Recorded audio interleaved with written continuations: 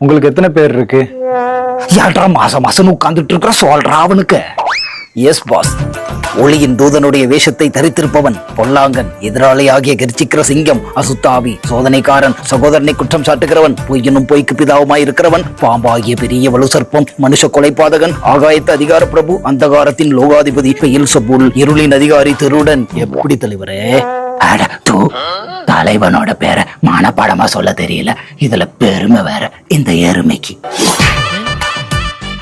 பரவாயில்லையே, வேதத்துல குறிப்பிட்டு இருக்கிற மாதிரியே உண்மையை பேசுறீங்க. எப்பயாவது தலைவரே, எப்பவுமே உண்மையதான் பேசுவோம் நாங்க. மூடி மாட்டிக்கிச்சு கண்ணு. அசால்ட்டா இருக்காதீங்க பாஸ், அலாட்டா இருங்கோ. அசால்ட்டுன்னு என்னமோ சத்தம் கேக்குது.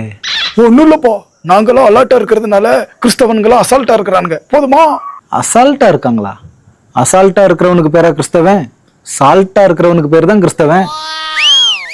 சோக்கா சொன்னப்பா. தலைவரை பஞ்சு நல்லா இருந்துச்சேன்னு கொஞ்சம் பஞ்சை தின்னுபிட்டு